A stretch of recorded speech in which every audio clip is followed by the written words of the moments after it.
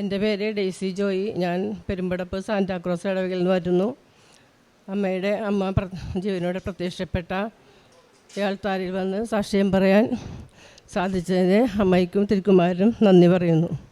എൻ്റെ ഭർത്താവിന് ജപിച്ച ഒരു രോഗസൗഖ്യം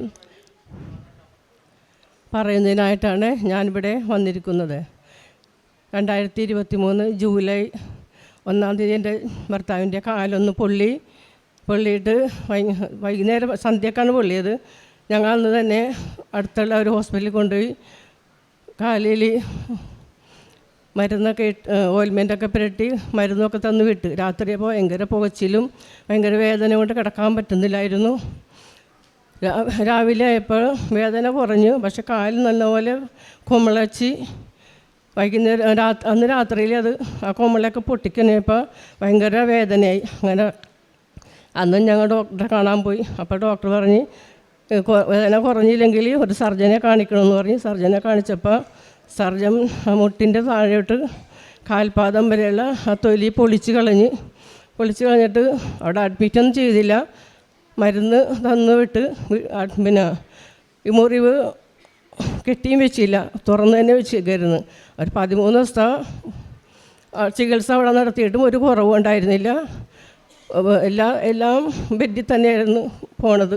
അങ്ങനെ ഞങ്ങൾ 14-ൻ്റെ അന്ന് മെഡിക്കൽ ടെസ്റ്റ് ഹോസ്പിറ്റലിൽ പോയി ഒരു പ്ലാസ്റ്റിക് സർജൻ ഡോക്ടറെ കണ്ട്. ആ സാറ് പറഞ്ഞ് ഭയങ്കരമായിട്ട് പൊള്ളി വിരിക്കണേണ്, അത് 2 സർജറി വേണ്ടി വരും, ഇവിടെ അഡ്മിറ്റ് ചെയ്യണമെന്ന് പറഞ്ഞ് അവിടെ അഡ്മിറ്റ് ചെയ്ത് 4 ദിവസം കഴിഞ്ഞപ്പോൾ ഒരു സർജറി ചെയ്തിട്ട് 5 ദിവസം കഴിയുമ്പോഴേ ഇത് ഓപ്പൺ ചെയ്യുള്ളൂ. അപ്പോൾ അടുത്ത സർജറി ചെയ്യണം.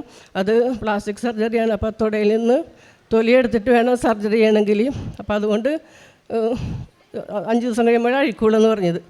പക്ഷേ അത് 3 ദിവസം. അപ്പോൾ ഞാൻ ഇവിടെ ഒന്ന് നേരത്തെ ഉടമ്പടി എടുത്ത് 21-ൽ ഉടമ്പടി എടുത്തിട്ടുണ്ടായിരുന്നു. ഞാനപ്പോൾ മാതാവിനോട് പ്രാർത്ഥിച്ച്, മാതാവേ ഇനി ഒരു സർജറി ഇല്ലാതെ എൻ്റെ ജീവിത പങ്കാളിനെ ഇവിടെ നിന്ന് സുഖപ്പെടുത്തി വിടണമെന്ന് പ്രാർത്ഥിച്ചതിൻ്റെ ഫലമായിട്ട് 3-ൻ്റെ തന്നെ അത് ഓപ്പൺ ചെയ്തപ്പോൾ ഡോക്ടർ പറഞ്ഞു ഒരു കുഴപ്പമില്ല, ഇനി ഒരു സർജറിയുടെ ആവശ്യമില്ല, എത്രയും പെട്ടെന്ന് നമുക്ക് ഇവിടെ നിന്ന് ഡിസ്ചാർജ് ചെയ്ത് പോകാമെന്ന് പറഞ്ഞു. അങ്ങനെ 3 ദിവസം കഴിഞ്ഞപ്പോൾ ഞങ്ങൾക്ക് ഡിസ്ചാർജ് ചെയ്ത് പിന്നെ അങ്ങനെ ഒരു കുഴപ്പമില്ലാണ്ട് പോയി. പിന്നെ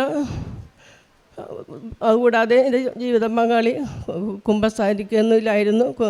പള്ളിയിൽ ഞായറാഴ്ചയും പോകും, കുർബാന സ്വീകരിക്കുകയില്ല. കുമ്പസാരിച്ചിട്ട് വർഷങ്ങളായി. അപ്പോൾ അവിടെ കുർബാന നടക്കുമ്പോൾ സിസ്റ്റർ വന്നിച്ച് ചോദിക്കും കുർബാന സ്വീകരിക്കേണ്ടെന്ന് ചോദിക്കുമ്പോൾ ഇല്ലെന്ന് പറയും.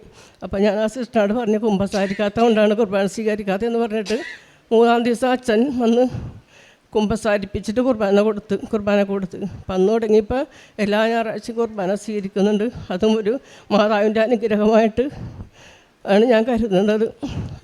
അമ്മയ്ക്കും തിരുമുകാരും 1000 കോടി നന്ദി പറയുന്നതിന്.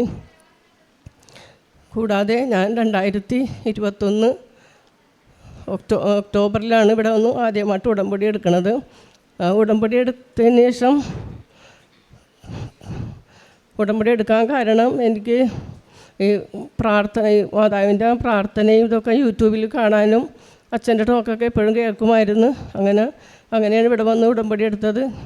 ഉടമ്പടി എടുത്തതിന് ശേഷം ഉടമ്പടി നിയോഗങ്ങളൊന്നും എനിക്ക് നടന്നില്ല. പക്ഷേ ഞാൻ 2016, 2017, 2018 3 വർഷം മുട്ടിച്ച് അഖണ്ഡജപമാലയിൽ പങ്കെടുത്തിരുന്നു. അപ്പോൾ എനിക്ക് അറിയില്ലായിരുന്നു, എനിക്ക് തലവേദന ഉണ്ടായിരുന്നു. പിന്നെ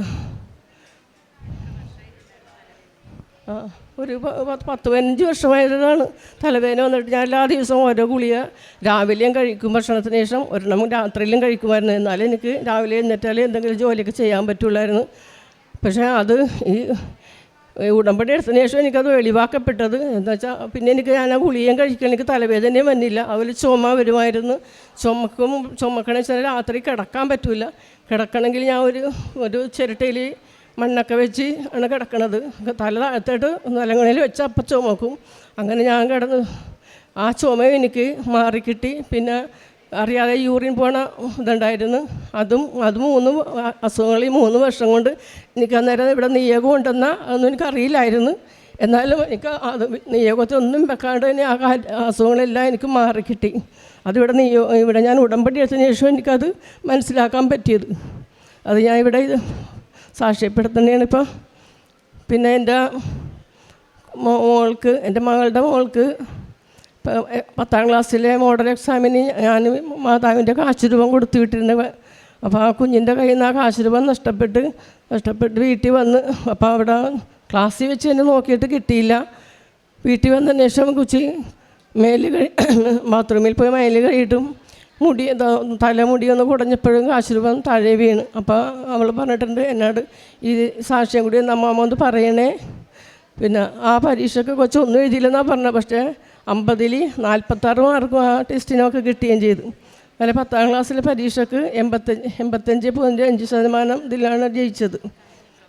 കാരുണ്യ പ്രവൃത്തികൾ ഞാൻ അവിടെ രോഗികളായ ആൾക്ക് പൈസയായിട്ടും ഭക്ഷണമായിട്ടും ഒക്കെ കൊടുക്കും. പിന്നെ രോഗികളെയൊക്കെ പോയി കാണാറുണ്ട്. പ്രാർത്ഥന ചെയ്ത ഞാൻ ഉടമ്പടി എടുത്തതിന് ശേഷം പൊൻപത്തേലും നന്നായിട്ട് പ്രാർത്ഥിക്കാനും സാധിക്കേണ്ട അതുപോലെ ഞാൻ ഞായറാഴ്ച മാത്രമേ പള്ളിയിൽ പോകുള്ളായിരുന്നു. ഇപ്പം ദിവസം തന്നെ പള്ളിയിൽ പോകും. എല്ലാ മാസത്തിൽ ഒരു പ്രാവശ്യം കുമ്പസാരിക്കും. എല്ലാ ദിവസവും പള്ളിയിലും പോകുന്നുണ്ട്. വീട്ടിൽ പ്രാർത്ഥനയാണെങ്കിലും നന്നായിട്ട് നടക്കുന്നുണ്ട്. അതുപോലെ എൻ്റെ ജീവിത പങ്കാളിക്കും ഒരു ദിവസം ഒരു കൈ കോച്ചി പിടിച്ചിട്ട് ഉറങ്ങാൻ പറ്റുന്നില്ലായിരുന്നു. അത് ഉറങ്ങാണ്ടിരുന്നിട്ട് ഞാൻ വരുന്നതുകൊണ്ട് കുഴപ്പമൊന്നുമില്ല. പക്ഷെ അങ്ങേര് വരികയില്ല, ഇവിടെ പ്രാർത്ഥനയൊന്നും പങ്കുകൊള്ളൂല. എന്നാലും എന്നോട് പറഞ്ഞു ഞാൻ ഉറങ്ങിപ്പോയി, ഞാൻ അറിഞ്ഞില്ല. അപ്പോൾ എന്നോട് പറഞ്ഞു വല്ലതും അറിഞ്ഞാൽ ഞാൻ ഇന്നലെ ഉറങ്ങിയിട്ടില്ല. ഞാനൊരു 3 മണിയായപ്പോൾ ഞാൻ മാതാവിൻ്റെ തൈലെടുത്ത് പെരുട്ടി ഗർഭസ്ഥന മാതാവ് എൻ്റെ കൈയുടെ കോച്ചി ഇപ്പുറത്തുനിന്ന് മാറ്റണമെന്ന് പറഞ്ഞ് പ്രാർത്ഥിച്ചെന്നാണ് പറയണത്. പക്ഷേ ഇന്ന് വരെ പിന്നെ അതുണ്ടായിട്ടില്ല. അങ്ങനെ ജീവിത പങ്കാളി വിശ്വാസത്തിലേക്ക് ആഴപ്പെടാൻ സാധിച്ച്.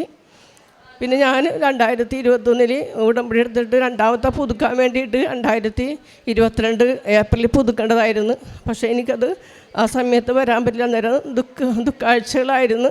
അപ്പോൾ ദുഃഖവെള്ളിയാഴ്ച കുരിശിൻ്റെ വഴിയൊക്കെ ഞങ്ങളുടെ ഇടവപ്പള്ളി കുരിശിൻ്റെ വഴിയൊക്കെ കഴിഞ്ഞ് അവിടെ പ്രസംഗത്തിൻ്റെ സമയത്ത് ഞാനിങ്ങനെ പ്രയാസപ്പെട്ട് പ്രാർത്ഥിച്ച് വരാൻ പറ്റിയില്ലല്ലോ പുതുക്കാനായിട്ടൊന്ന്. അപ്പോൾ ഞാൻ ഞങ്ങളുടെ ഉണ്ണീശോൻ്റെ രൂപക്കൂടിൻ്റെ അകത്തേക്ക് നോക്കിയപ്പോൾ അവിടെ ഉണ്ണീശോ ഇല്ല, അവിടെ കൃപാസനം മാതാവാണ് ഇരിക്കണത്. അപ്പം എനിക്ക് വിശ്വാസമായി അമ്മ ഇവിടെ ഉണ്ടെന്നുള്ളത്. അങ്ങനെ അമ്മനെ എനിക്കൊക്കെ കാണാനും പറ്റി. അങ്ങനെ കർത്താവ് കൽപ്പിച്ചതെല്ലാം ഞങ്ങൾ ചെയ്തു കൊള്ളാം. പുറപ്പാട് 19:8 തിരഞ്ഞെടുക്കപ്പെട്ട ജനത മോശയോട് പറയുന്ന വാക്കുകളാണ് തിരുവചനങ്ങളായി ബൈബിളിൽ നാം വായിക്കുന്നത്. കർത്താവ് കൽപ്പിച്ചതെല്ലാം ഞങ്ങൾ ചെയ്തുകൊണ്ട് കർത്താവിൻ്റെ വഴിയെ ഞങ്ങൾ ജീവിച്ചു കൊള്ളാം. തങ്ങളുടെ ജീവിത രീതിയിൽ നിന്ന് മാറി ദൈവത്തിന് ഇഷ്ടപ്പെട്ട ഒരു ജീവിതം നയിക്കാം എന്ന് ജനങ്ങൾ മോശയോട് പറയുമ്പോൾ എങ്ങനെയാണ് അവിടെ പിന്നീട് ദൈവം അവരുടെ ജീവിതത്തിൽ പ്രവർത്തിക്കുവാനായിട്ട് തുടങ്ങുന്നത്? എങ്ങനെ അവർക്ക് വാഗ്ദാന പ്രകാരമുള്ള ഒരു